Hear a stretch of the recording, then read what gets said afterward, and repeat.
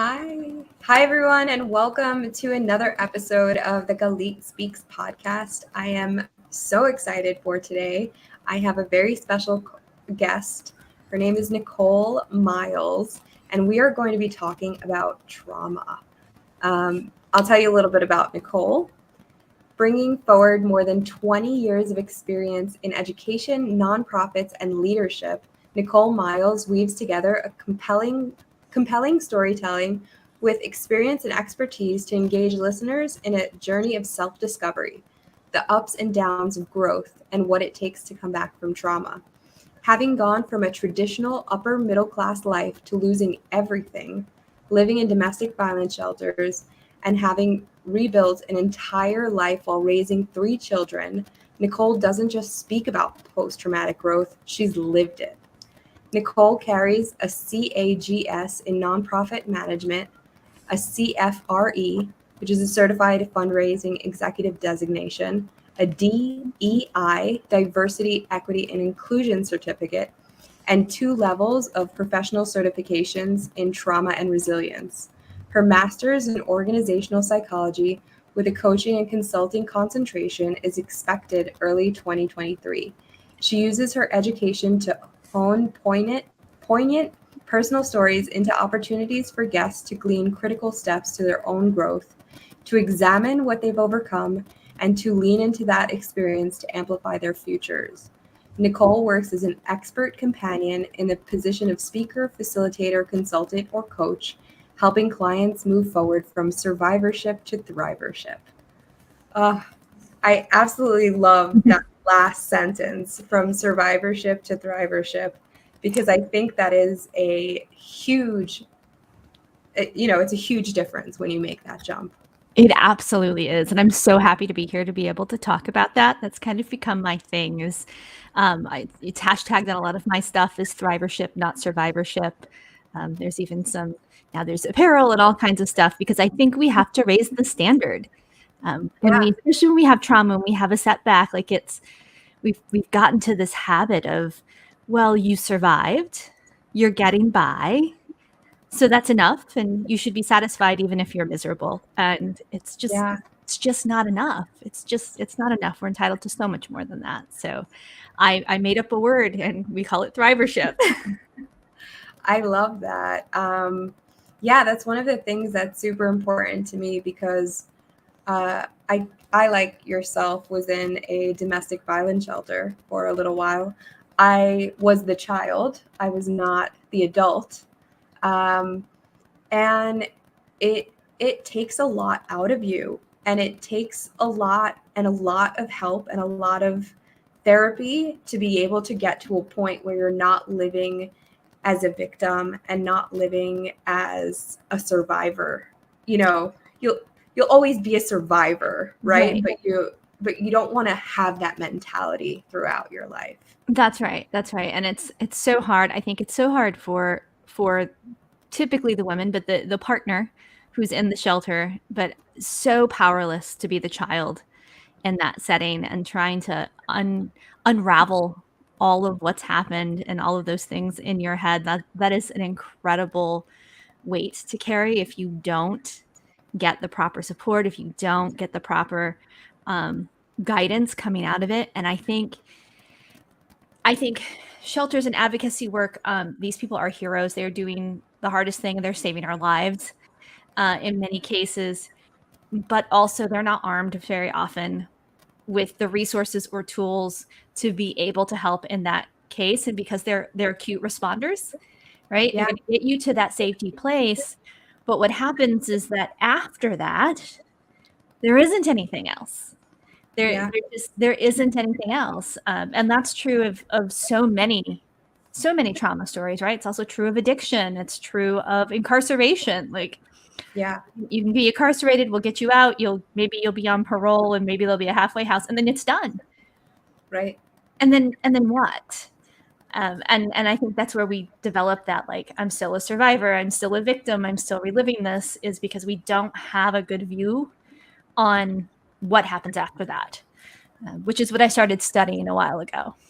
Yeah, so I'd love to get into that. Mm-hmm. How did you decide to go into this, you were obviously living in a domestic violence shelter, and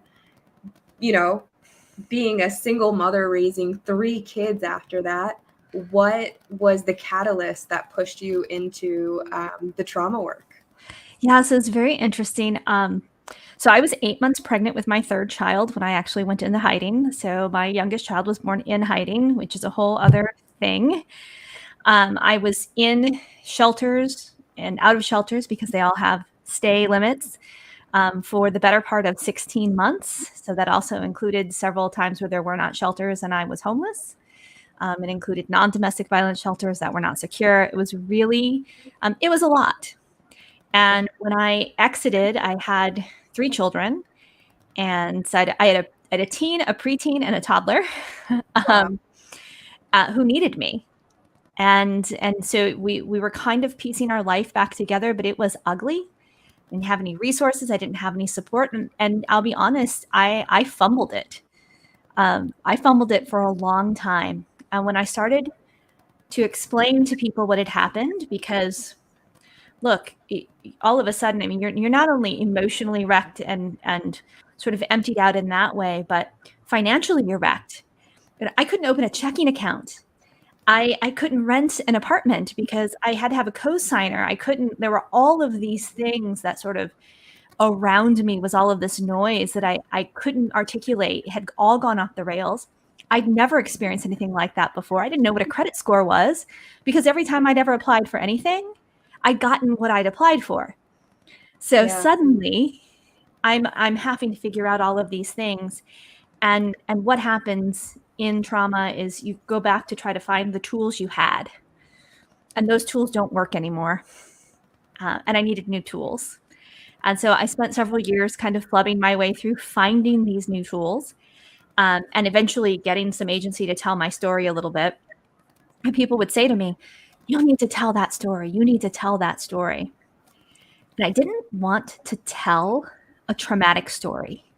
I didn't want to tell a story about abuse, a story about escape. We have enough of those, right? Like, turn on your television, they're there. I just couldn't figure out how that was going to be helpful.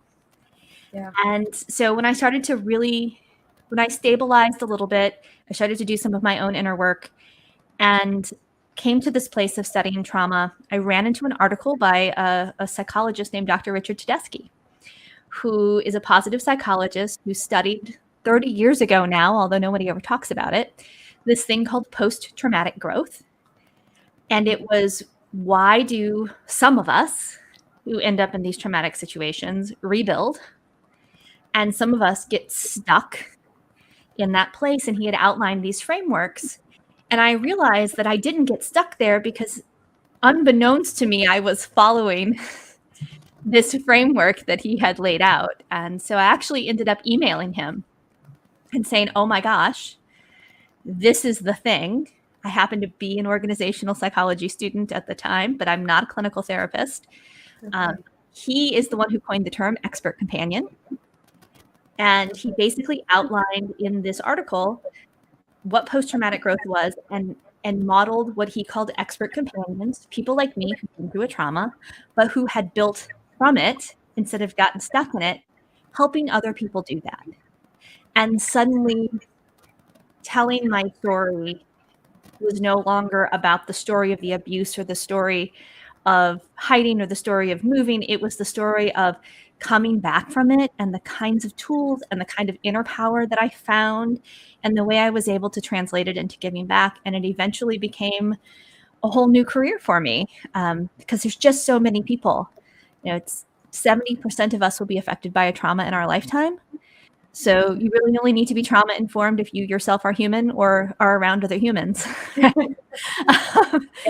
So it really felt like suddenly I felt like I do have to start telling the story so that I can help people understand that you can come back from it and that there are even actual tools to come back from it, that it's not some soft, fuzzy thing. You can do this. I'm not special or unique. I've stumbled through these tools. I can now provide people a much clearer path to them so they don't have to stumble like I did. Yeah. And I think one of the things that we said we were going to talk about on this was about how resilience is like the first step, but it's not everything, right? Right. I've had so many conversations lately about resilience. I actually am just back from a conference where resilience was the theme, and I was one of the speakers. And I had to say out loud to the room, I was like, so this is either going to make me like really popular or I'm never getting invited back to this conference. Because, right, resilience for me is sort of this very oversold panacea within society at this point. We love to do that, right? Like you were this child who ended up in a shelter and now you're doing so well and you're doing these things. You're so resilient. And it's kind of like, yeah, but what were my options? Yeah. Right? Resilience is like I could fight or I guess I could die or wallow. I mean, you really don't have a lot of options with resilience, which puts a lot of especially marginalized people in really bad positions because we like pat that on the head. We also treat it like it's a trait, like you're born resilient or you're not resilient. And that's not true. Yeah. Resilience is a skill set. You can build it. I actually teach people how to build it, but I do teach them to do it as a first step. And I used to use this analogy about being on a boat. And you know, there's that phrase that art imitates life sometimes. I had an experience last month where life imitated art. Um, so my youngest child is I have a teenage son. There are a limited number of activities that said mom and teenage son can do together because I'm not cool. And he doesn't want to do things with me. But one of the things we both really love is kayaking. And so we decided that we would go whitewater kayaking. We live near the ocean now, so we don't get whitewater kayaking here. So we went on a little trip and we decided to take this 7-mile whitewater kayaking trip. And immediately I realized we were maybe into something we weren't quite prepared for when they like gave us helmets and the kayak had knee straps. And I was like, okay, like it's gonna be good, right? So he's got his kayak and we got our helmets and I've got my kayak and we hit the Chattahoochee River and it takes a minute to kind of, you get yourself settled. And it's not sea legs, it's sea arms at that point. And try to get your air going. We were doing really well. A little bit of the first whitewater, we were doing fine. And then we hit kind of the first big one. And he went into the rapid and got sideways and got stuck on a rock, which isn't the end of the world, except that his mother was following fairly close behind him at a rapid clip because we were in a current. And he got stuck, and I T-boned my own son in a kayak and flipped him out of the kayak into the rapid. No. Oh, yes. And so he is in the water and the paddle is off to the side and the kayak is underneath and he's down and I'm stuck and I'm yelling because he's kind of in shock, right? This is a trauma.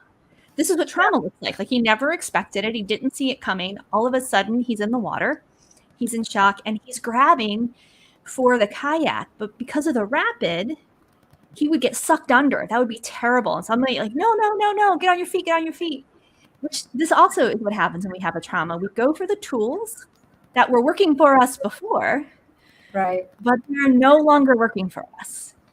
So I'm still screaming at him, you gotta get on your feet, you gotta get on your feet. And the good news about this rapid in this river is it's a fairly shallow rapid. So he finally kind of hears me and he gets on his feet. And so I breathe for a little bit because my gosh, he's on his feet now. He's okay, he's on his feet. That's resilience. Except here's the problem. He's in the rapid.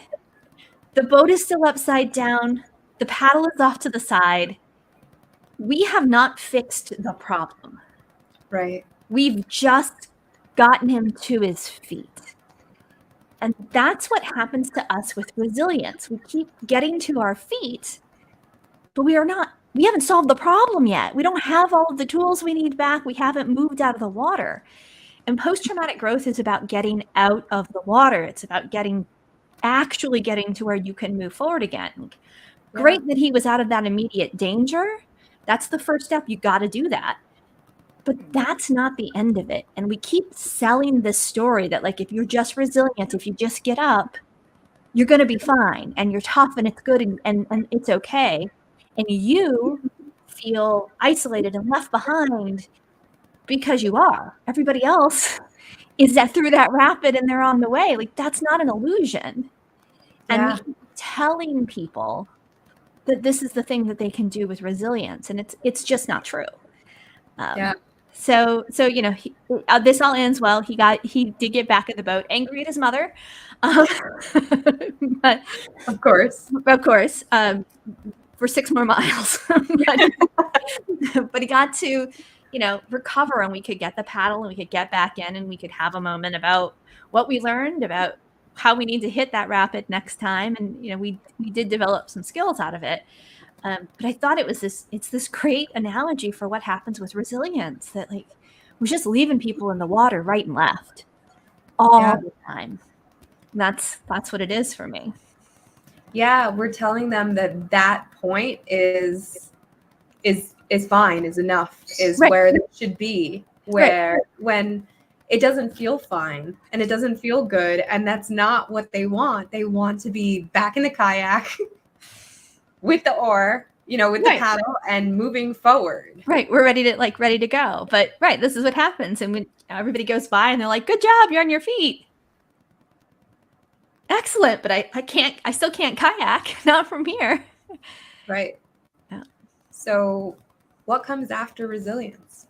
So after resilience, which also involves some self-care. Part of resilience, when I teach resilience, I use what I call rings, and the rings are lean, learn, and leverage. It's how you can actually build yourself a resilience toolkit. And part of that involves some self-care. And I always want to touch on that because, for one thing, it is self-care month right now. But also, we are also misselling self-care and totally misunderstanding this. Self-care is those things that you do that fill you back up. Yep. And those help you build your resilience. Right? You need a minute. When you get back in the kayak, you need a minute. You got to do something for yourself. You got to float to the beach. You got to watch something pretty. And the key here with self-care is you can watch 6 hours of Netflix. If it's to watch the films that make you ugly cry so you can release those emotions you've been holding back, that's actually self-care. Yeah. If you're watching 6 hours of Netflix so you don't have to feel anything and you can just be numb, that is not self-care. So the same activity, there's no such thing as an activity that is self-care or an activity that is not self-care. It is what is happening for you internally when you are doing it. And if you have those tools, then you're ready to move to the next thing, which is post-traumatic growth. And post-traumatic growth there are 5 steps to it, but it is not linear. It is very messy, and it takes a long time sometimes, but there are 5 steps. And so those are education. That's the first step. Something called loss and limitation. That's the second step. Strength finding is the third. Narration is the fourth. And Tedeschi calls this acts of service. Because I was in the nonprofit and education field for so long, I'm very cautious about calling this acts of service because those folks will martyr themselves, and that's not really what this means. But it is called acts of service. It's the giving back step. So it's kind of the full circle of combining those last 4. And the fourth step, narration, is actually the combination of the first 3. So it's how we walk through these pieces. So in education, we actually depersonalized our trauma. And that sounds a little antithetical, like something we wouldn't necessarily want to do. But you know this, it sounds like, and you may have had this, especially as a child, that notion of we blame ourselves. Mm-hmm. I think these things happened to us, and they are about us. And we are central, and therefore our flaw caused this trauma. Right. That's patently not true. And there are a series of questions for almost any trauma. It is patently not true. Mm-hmm. Even a trauma where you have inflicted the damage onto somebody else, if you dig deep enough in questions, you will get to the place probably where you realize the box around you helped drive that decision. And so in education, we can take ourselves out of the equation and learn about the setting. That actually reestablishes our agency. We were not pawns in this. We were not the cause of this. We were not the victims of it. There was a series of steps that happened. The next thing we get to do is loss and limitation. This is where we really need our resilience and self-care skills, because we live in a society right now that does not in any way teach us to grieve or to feel loss. Yeah. In fact, toxic positivity is a huge problem in the trauma-informed space. We work really hard to get away from that. But we are really taught to, brush that off. Yeah, just move forward. I mean, my mother says it all the time, you know, like it's something, and it's one of the reasons that we're different, because I got help and she didn't. But her mode of operation is just keep going. Yeah, we laugh it off and keep going, and doesn't matter. Just keep moving. We are thoroughly enculturated to do that, and we're really uncomfortable if somebody doesn't do it. Right. So then we get to use those terrible toxic phrases like stop dwelling on your past, or other people have it worse, or you're just lucky to have survived. Right. All of these things. But in loss and limitations, we actually stop for a minute and we list them. So I have a brilliant, wonderful life now. I'm so grateful for every minute that I have. I've got amazing children, and I'm doing this good work, but I had a home and a community and friends and a different name and a career that I loved.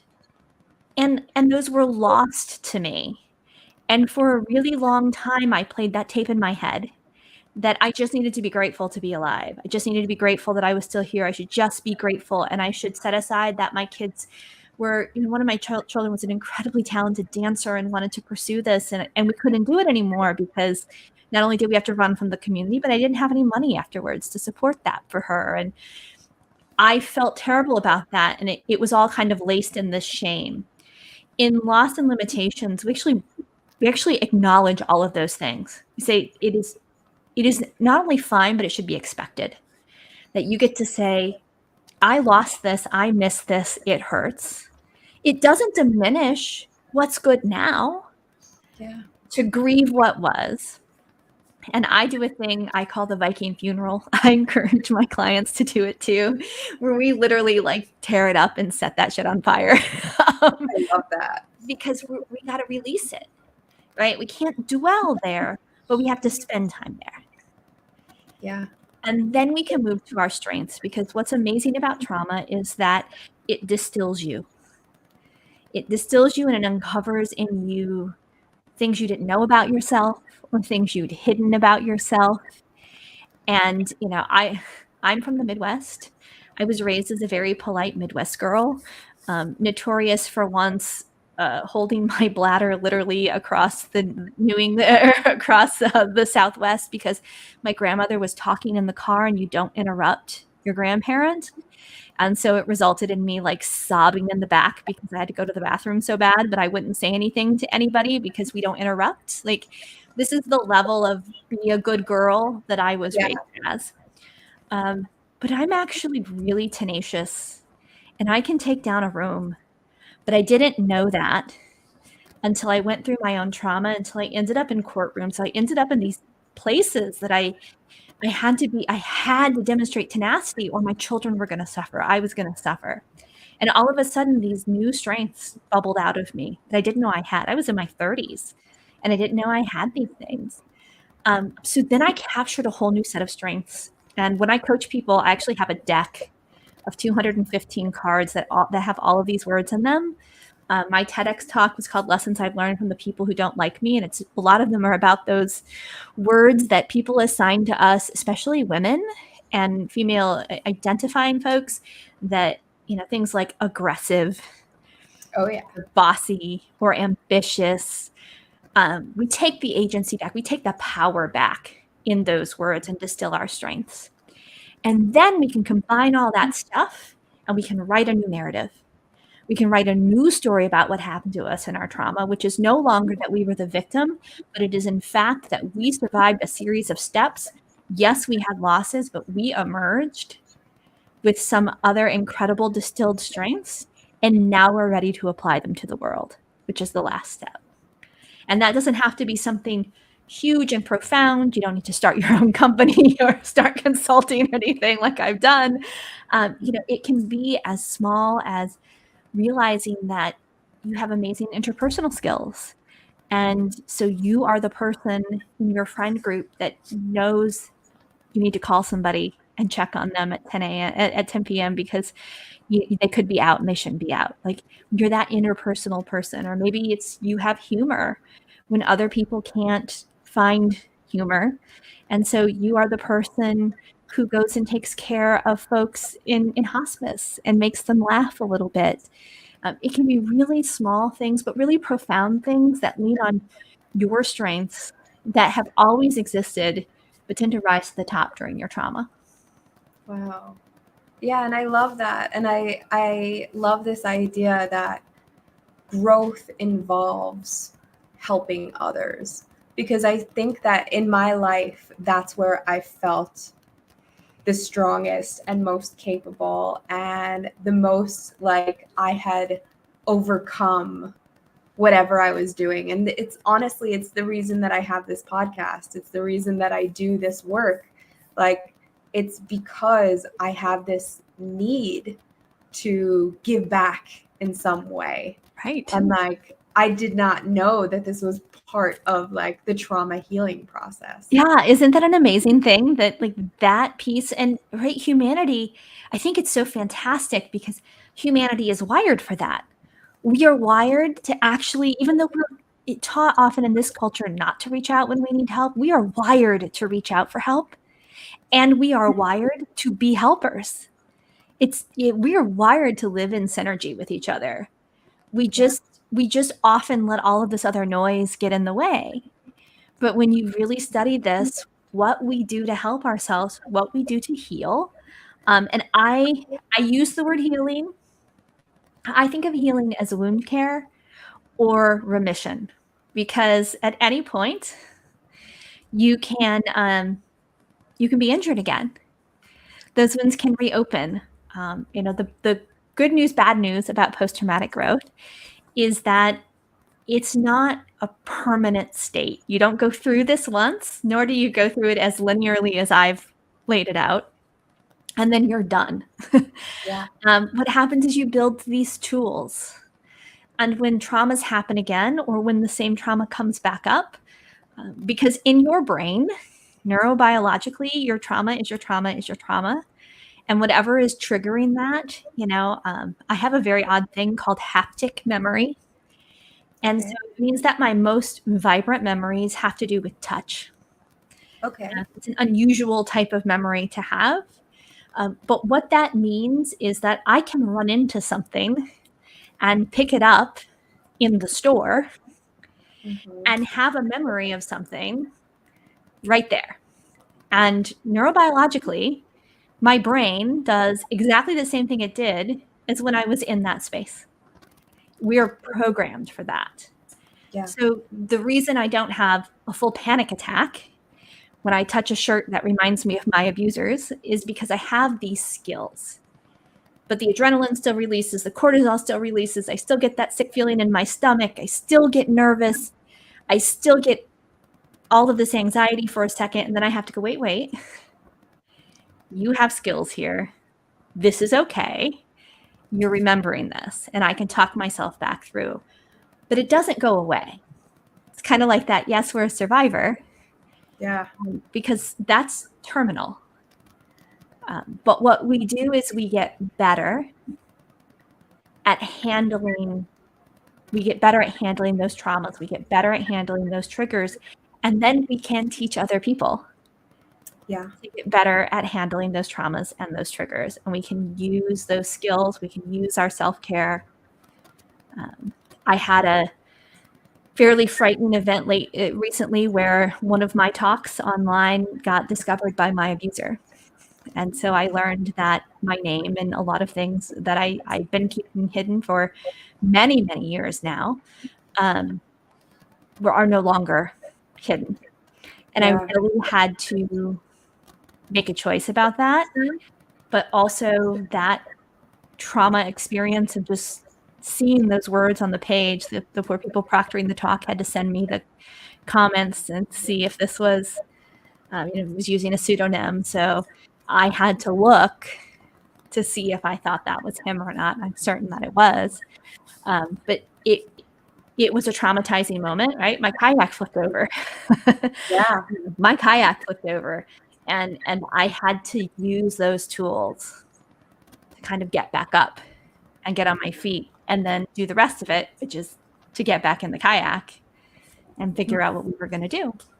And that's really what post-traumatic growth does for us, is that it doesn't wash it away, doesn't make it healed and tied up in a neat bow, and now you don't have to carry it with you anymore, but it shrinks it, and it gives you some control and some agency and some empowerment over it, which is truly, truly transformational.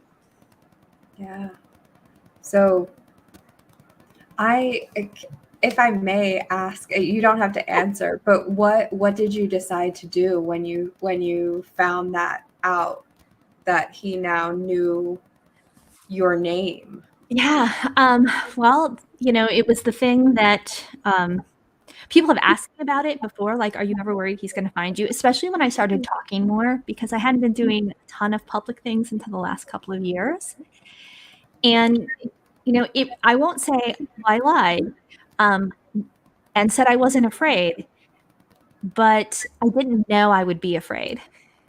And so I'll be honest, when that happened, I was terrified. For a minute, I was terrified and I was frozen, and I had all of those. I played the whole tape. How fast can we leave? The market is good for housing. I own a house again. I could just sell it. We can just disappear. Maybe I'll pick a new name. It's going to be okay. And I had a whole, I should stop. I should have them take down the talks. I should stop. And then I settled down and used my tools and thought that, for me, is not the solution. In no way am I advocating for anybody else who's had to run from an abuser that they should stay put and stay public unless they want to and unless it empowers them. But for me, I decided I wasn't going to be afraid. I researched what my rights are, and I can track down the usership of that, and there are rules and laws, and I think part of the empowerment of survivorship also is knowing what those rules and laws are. And it turns out, cyber stalking is a real thing. Yeah. And if you do it across state lines, it's a federal thing.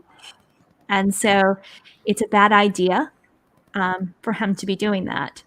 And so right now I'm hanging on to that information and watching carefully. Of course, I'm going to watch carefully what's happening around me and keep my family safe and let the people know that needed to know what has happened. But at the end of the day, for me, I needed to keep talking, because giving him that power is what happened in the relationship. Mm-hmm. And I won't let him have it again. This is the work I need to be doing. And I gave myself time to be scared about that.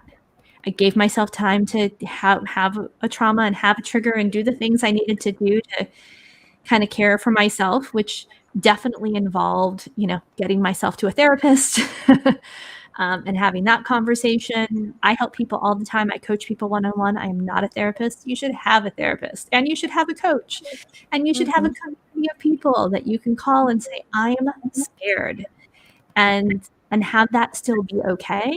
And then those are the same people you can call back and say, I'm not scared anymore. I'm not scared anymore. I need to say more. Some of my resilient skills involve things like, people think it's always like meditation, or It's not. I do paint. Painting is one of my things, but it's also things like I like hot yoga and I like a batting cage. And when it was time for me to get back on my feet and get into that kayak, like I needed to go swing the bat a few times at a batting cage and feel my power again, recenter myself, and then keep showing up. That's what we do. And we do it. He used a very common technique for abusers. And for those your listeners who are listening, if you are in an abusive relationship, one of the most common tools is called DARVO, DARVO, and it stands for deny, attack, reverse victim, and offender. And if you have paid attention to any of the abuse stories that have made headlines lately, you can see DARVO all over those kinds of those approaches. It's one of the most common things that abusers do. And you just kind of have to stand tall in your truth, understand what gaslighting is, understand what DARVO is, and use your tools. Use them all because you need them. Yeah. I actually have a Facebook user that was listening in and said that 3 people who supported the convicted pedophile who took advantage of or found me and my family again. What advice do you have? So first of all, I'm so sorry for everything that you've gone through. And you've changed and these people haven't. And I want to empower you to say that. That was one of the first things that happened when I read those comments from him was I thought, this has been years and years. And he's exactly the same, but I'm not. So the first thing to know is that you are not the same. You are the hero of your story at this point, which means you need to contact the resources that are in your community right now. Somebody needs to know what is happening right now that you've been found. I won't lie, I have security cameras on my house at all times. And, if you go visit a police station, and we can have a different conversation about issues around policing and police forces, which are real and legitimate, but also these are the people in our community that are charged with keeping us safe. And if they know in advance, I am concerned about this and this is the situation, there's a whole lot less questions if you have to make that call. And I'll tell you right now, these are the community servants in our community. They should not be negative with you if you make that call. If you are suspicious of something, you make the call. Get a community of people around you and tell them what is happening so that they are watching over you, that they are helping take care of you. But you have to take care of yourself first. So for me, this is staying in my community where I am and using my name and continuing to use my voice. That does not necessarily need to be the story for anybody who's going through this stuff. You have to take care of yourself. Get support. Know the laws. If these people are stalking you, if they are writing things down, if they are sending you information, save it. You think you're going to remember? You're not, because trauma responses often cause us to go blank. I come off like a fighter in that whole fight, flight, which is now freeze and fawn also. I come off like a fighter. I am not. I'm a freezer, which means that if I were ever in a congressional hearing and they would ask, what do you mean you don't know what date that assault happened? I would be that person because that's what my brain does. It goes away. So write your stuff down. Keep a log of what is happening.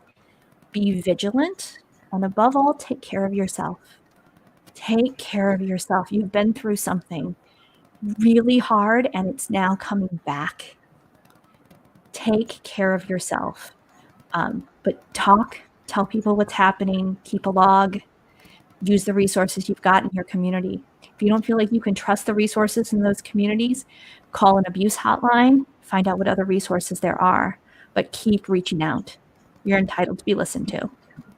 That's amazing advice. And I really appreciate that you took the time out to respond to that. It breaks my heart that this stuff is still happening to people all of the time. And we have to be able to talk about it. I'm so glad to get to come on to talk about trauma, because it's one of those things where people go, oh, I don't want to talk about it. We have to. It makes you uncomfortable. That's right. That's right. Yeah. And people want to shy away from being uncomfortable. And I feel like that's where we have to be. That's right. And you have company. You don't know it, but you have company. You and I have never met before, but we've both lived in shelters. We have something traumatic in common. Yeah. And that's more common than not. Unfortunate, but true. And even as you were talking, I was thinking about how my father found me. And so he actually found me two ways. One, I knew there was a chance that I'd see him. And I put myself in a position where I was going to go and going to basically what happened is he moved back to Israel and started living with his parents, which meant if I ever wanted to see my grandparents, I had to see him as well. So I was probably 17, 18, or, around that age.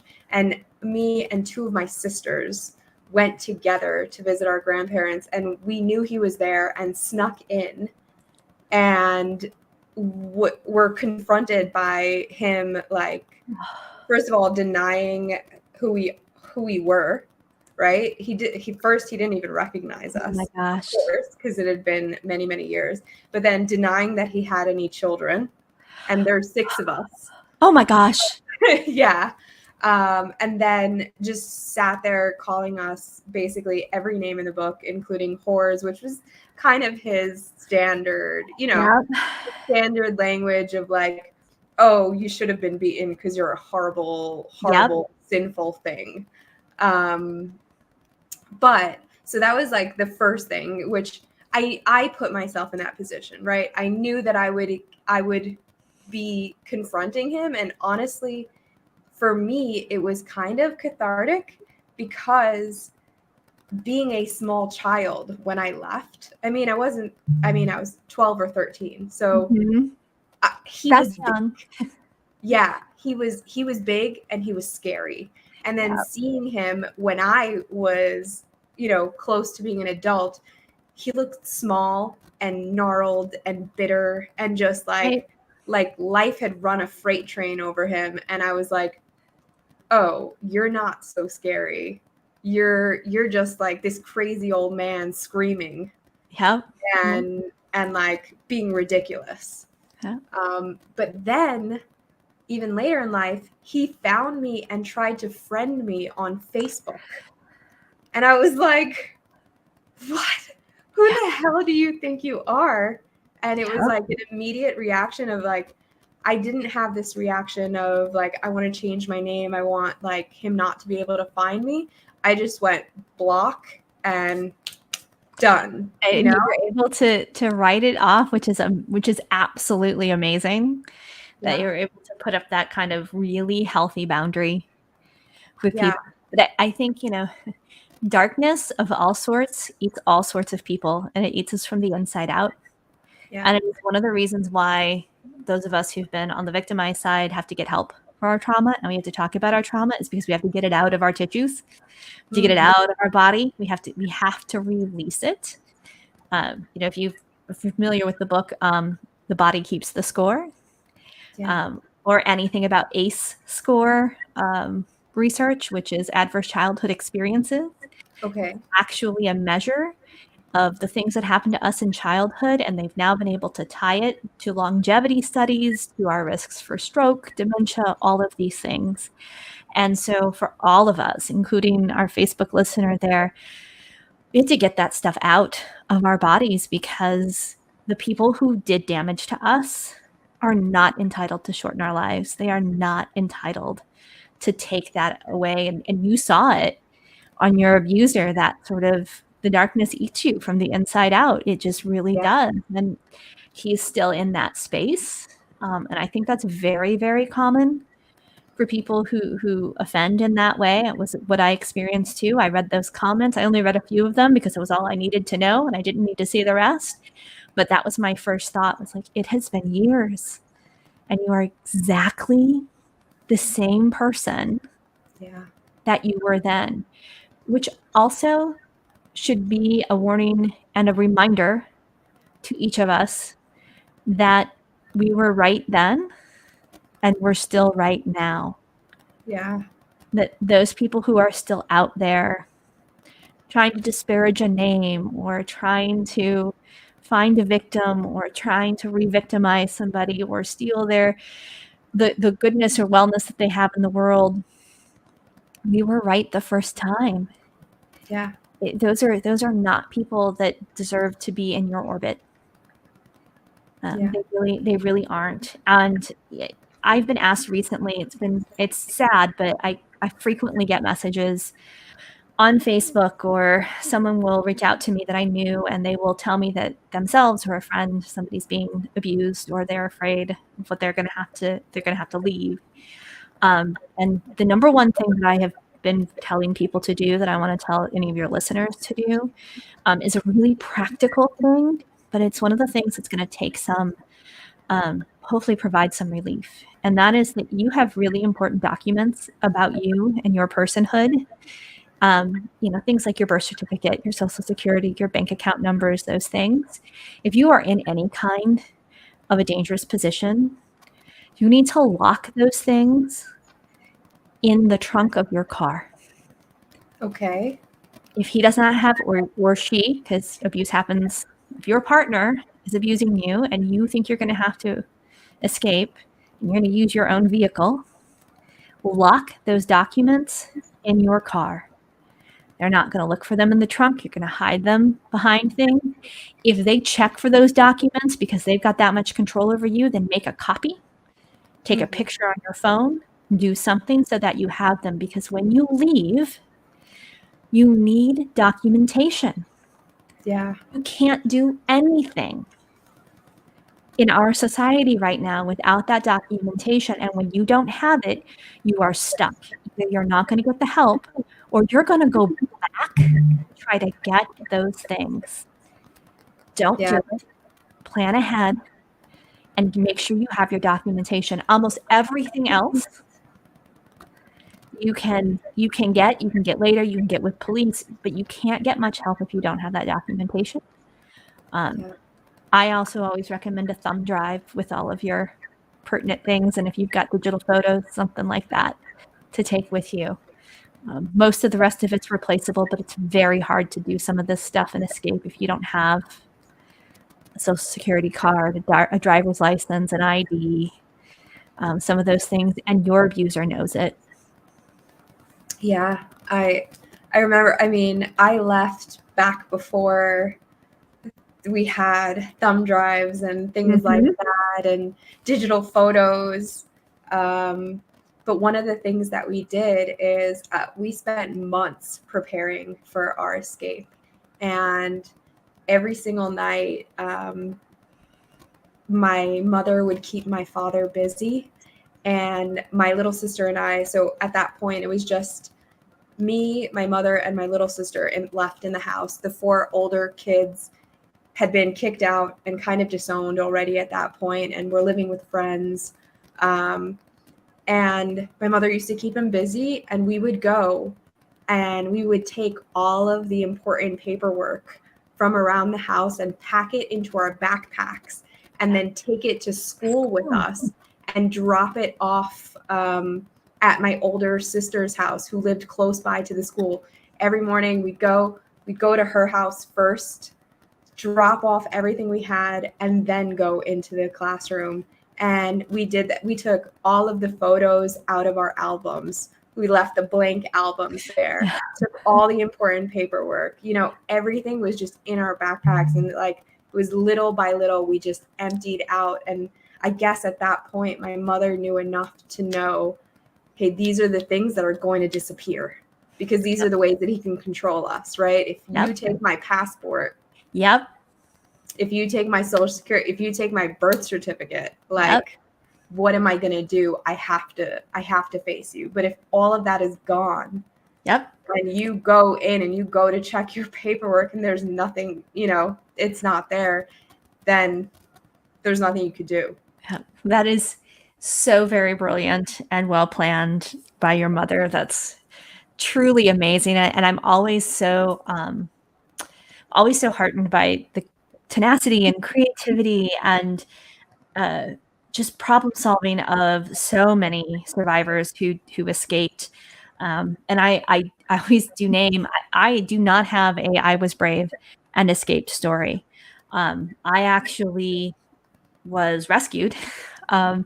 So I was 8 months pregnant, and police officers came and found me and told me in no uncertain terms that they had a credible threat against my life and that it had been made by my then estranged husband, who at that point did not have his restraining order anymore because of a series of mishaps in court where I was talked out of holding a restraining order, and I didn't want to be adversarial, and so I dropped it.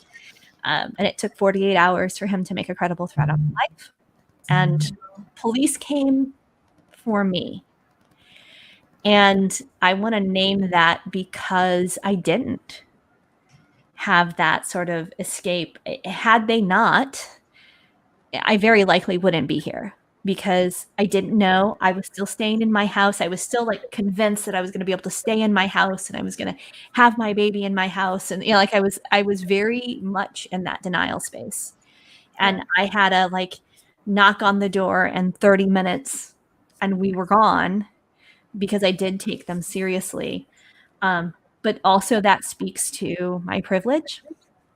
It's why in my bio I say I was living this kind of classic upper middle class life, is because I was a 30-something educated teacher, churchgoer, white woman, frankly. And I have to name that there are too many of our communities that are marginalized for any number of reasons, starting with the color of their skin, but extending to the LGBTQ community, to non-English speakers, who I know are not getting that kind of rescue.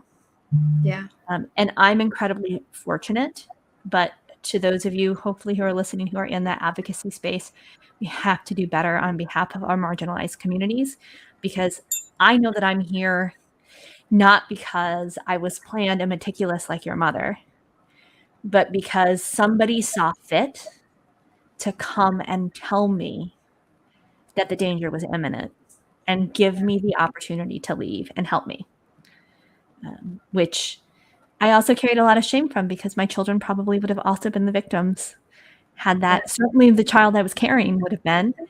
And I had to very much say that was a part of what was happening for me mentally at the time, that I wasn't in that space. I hadn't really accepted yet that it was really abusive and it was really serious. I'd taken some of those steps, but I was still very much in that kind of denial headspace. And so I also tell people who are listening, if you are wondering if you are in an abusive relationship, odds are astronomically high that you are in fact in an abusive relationship. If you are wondering that at all, there is probably good reason for you to be wondering it, and you need to start thinking and take action. Tell somebody, because I didn't. And had the series of events not unfolded the way they did, I think my outcome could have been incredibly different. Yeah. Yeah, that's super important to also make that note of, because I think that a lot of times people second guess themselves. They think like, am I crazy? Is this normal? Am I just being dramatic? Yep. And no, you're not. That's right. If you are, I recently had a friend come to me and told me like, I feel like I don't want to be in the house. Like, I feel like I don't like being in the house, and I keep finding excuses to stay out. What do you think? And I was like, oh. And I had just been sitting waiting because I knew it was happening, and I couldn't say anything because I knew that if I said anything, I would be the bad one and I would just be excommunicated, and then there would be no one there Right. when she needed it. Right. And as soon as she said it to me, I was like, oh, you see it. Okay, let's talk. Right. Now I can like tell you. And I mean, she is amazing. She got out within like 2 weeks. It was just boom, boom, boom. Okay, I'm not crazy. This is really happening. I need to get out.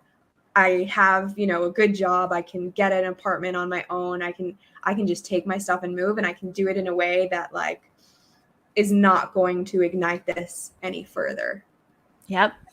Which is amazing. And you did such the right thing. If you are the friend, the family member, I sometimes, obviously being the person who's in the abusive relationship is a terrible trauma, but it's really hard to watch people we love and care for be in those positions too. Yeah. I think using some of that trauma-informed language is so important. Not telling them things like everything happens for a reason, or telling them to stop dwelling on the things that happened in the past. I guarantee you their abuser is doing that to them. Mm-hmm. And I guarantee you that abuser is telling them that you don't know anything. And they are telling them that they will be hated. That person who's being abused will be hated by you if they do anything. So you did the right thing to say you have to wait. And you have to say, like, I love you.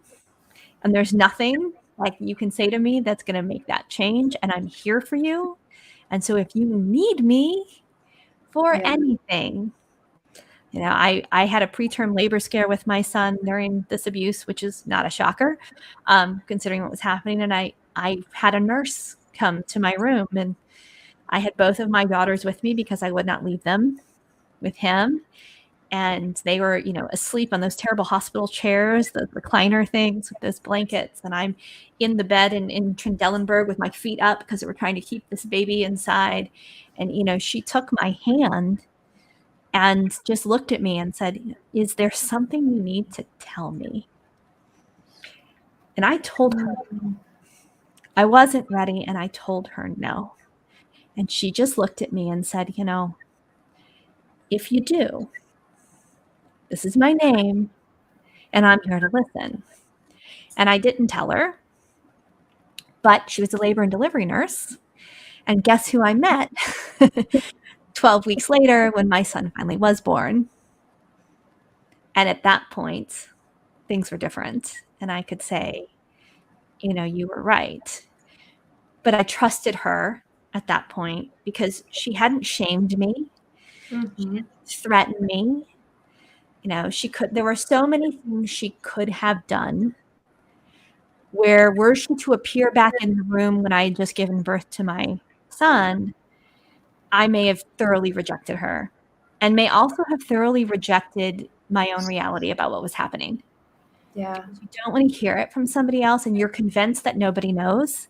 You're convinced that your story is different and they just don't understand the relationship, or they don't understand your role in the relationship, right? We're telling ourselves all these terrible toxic things at this point.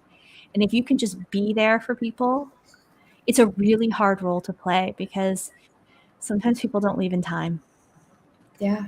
And that is a terrible reality. And I hope that fewer and fewer people get to that place where they wait too long. I want to see fewer people get there and go early because people love you.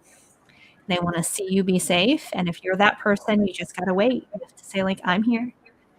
And right, they kick open that door. You ask those questions and help them see that you saw it all along too. Because those people who came to me after the fact and said, gosh, I'm so relieved. We watched, we hoped, we were so worried. I always hoped you would leave sooner. Those people ended up meaning so much and playing such a huge role in my recovery, because I also had to recalibrate where I thought my value had been, which at the time I thought had been nowhere. I bought into no one would believe me. No one would care about me. It wouldn't matter anyway. Were it not for me having to take care of these kids, no one would care if I was alive or dead. And none of that was true. That was all messaging. And when those people came back around, I started to get to realize my value. And that is part of what got me on that path to post-traumatic growth, was that I had not ever lost that value, but I needed those people around me to remind me. So bravo to you and to everybody else who's loving somebody who they know is in a tough relationship, because it's a lot to carry. It's a lot to carry. Yeah, it is. Oh, so we have passed an hour, but I do want to touch on one more topic, if that's okay. Sure, of course. I just want to talk about trauma-informed language and what are the types of language that we can use and the types of language that we shouldn't use. Like we talked about a little bit, but I wanted to go a little more in depth.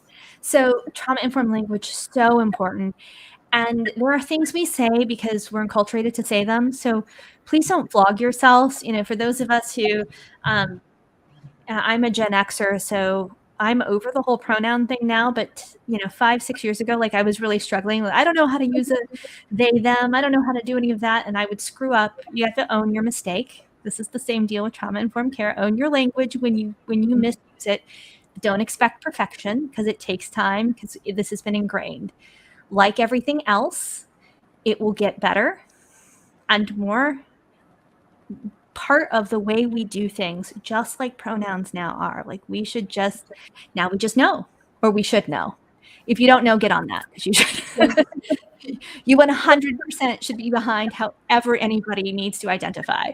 And you 100% should be behind avoiding things that are in that toxic positivity category, right? So somebody's feeling down, you don't respond with stop dwelling on this. You don't respond with others have had it worse. Yes, there are wars raging in this world, and there is famine happening in this world, and there are people who are being abused more than you. And that is so disempowering for people. So we have to stop saying things like that to people and instead say things like, you're entitled to do the best thing that's for you. Like we were just talking about with our friend on Facebook.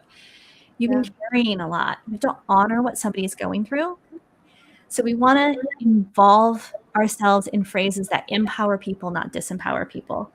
We also want to use phrases that personalize and not depersonalize, right? So referring to somebody as the victim. She was the victim, especially in their presence. This really takes away from, right? You start to wear that name. And there's so much in our society, and right, it's called victim services.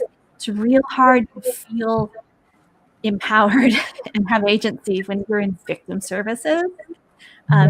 Using those names, I'm here to listen when you talk. That's really important. Anything that diminishes, so right, happiness is a choice. You should be looking for a silver lining. Oh my gosh, like that's just nauseating stuff at this point.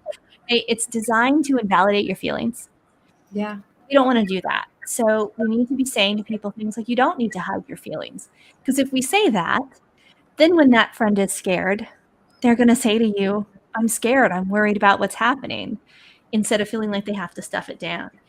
And then there are the take agency phrases, right? And these are the... I told somebody at a religious conference I spoke at, it's like, listen, I do not believe I have a higher power. I have a spiritual higher power. I do not believe that there was a God up there that was doing this Machiavellian act of saying he's going to abuse somebody. So I'm going to put her with him because she's strong enough to take care of it. That everything happens for a reason. Garbage. You never get more than you can carry. Garbage. That makes people think that's a positive. It is not. It takes your agency, because what it basically says is I'm powerless in my life. There's some higher power that's going to place me. So what's to stop them from placing me again in a bad relationship? Yeah. That is not true. And so, honoring, like, you're not wrong to feel frustrated by this situation. That is a really hard time you've gone through. Saying those kinds of things instead. And I tell people all the time, I do not believe everything happens for a reason. But I do believe we can make a reason out of what has happened. And that is what we're trying to do. And so really, if I can leave you with anything in trauma-informed language, that's where I will leave it. That's beautiful. I love that because it's something that I've heard a lot, right? Yeah. I've heard all of those phrases and Yep. I've always been, or like, whatever doesn't kill you makes you stronger. Yes. Like, I was just like, as a child or even as an adult, you're just like, I don't want to be any stronger. Right. Like, this is not my goal, right? I feel like I have been through enough. Like, I'm strong enough. Let's not Right. let that be okay. What that is saying, what you are saying when you respond to somebody like that, whether you realize it or not, and again, forgive yourself if you've used these phrases because so many of us have, but what you're really saying is, Galit, I don't want to hear about your pain. I just want to tell you you're strong enough to carry it by yourself. I don't want to carry your burden with you. I don't want to do that. So I'm just going to shove it back over here on you and tell you you're strong enough to carry it. Yeah. That's how we get isolated. That's how we start to feel powerless, is by not getting to share that with our humanity.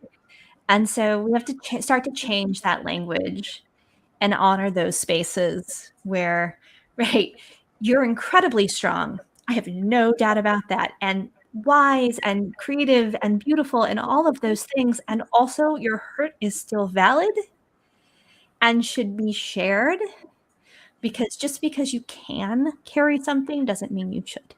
Yes. That's perfectly said. And if my audience wants to reach out to you, how can they do so? Yes. So my website is mylestogo.net, and it's MYLES. If you go there, actually, you can sign up for my email list and you'll get a PDF. It's a little quick download of 20 phrases to avoid and 12 to say instead and why. It's a trauma-informed quick reference sheet, so you can kind of get this list of languages for yourself. But I am also on Facebook at Speaks Myles. I am on Instagram at myles.2 and then the word go. So you can find me on those spaces as well. You can always DM me, and I am happy to chat and have a conversation. So you've got email, website, Instagram, and Facebook. And if you hunt around a little bit, you'll find me at Myles to Go on LinkedIn as well. Okay, and I will share all of these in the comments and also on the post that I do later on Instagram. So if you need to speak to Nichole, if you need to reach out to her, please do so. I think she's a great resource and can really help anyone that's going through any type of traumatic experience or that has just gone through any type of traumatic experience. And if you know anyone that needs to hear this, please feel free to like, share, subscribe, make sure that this gets to where it needs to be. Absolutely. And reach out. And if you are in an acute danger situation, 988 is now that new number. That is our mental health support number. That's our new suicide hotline number, but it's not just a suicide hotline number. It's for all mental support. So if you are having an acute emergency, and I tell people trauma is like famine or hungry. If you're hungry, you're ready to work with me. But if you're starving and it's a famine, you need acute care. You need to call 988. You need to get to a therapist. You need to do something like that, because we want you healthy and well and here so that we can help you transform from those setbacks into the amazing humans that you all are. That is such good advice. Thank you so much for sharing. I did not even know that number. Yes. So I really, really appreciate it. I'm going to make a mental note of that because it's important for everyone to know, even if you don't think you're going to be in a situation. That's right. It's great to have in the back of your head. Like, it's the same way we're taught 911 as children, to call the cops. 988. 988. That's our new number now. So. Okay. All right. Thank you so much for being here, Nichole. If anyone is looking to reach out to me, it is Galit Speaks everywhere: Facebook, Instagram, YouTube, everything. So please feel free to do so. Thank you so much for sharing your knowledge and sharing your time. and offering up that freebie for us. I really, really appreciate it. It's been beautiful, and keep listening to Galit Speaks, y'all. I got to listen to some of the podcasts before, and they're all just wonderful. So keep following everywhere at Galit Speaks, and I hope we get to connect again soon. Yes, thank you so much, and have a great night, everyone. See you next week. Bye. Bye.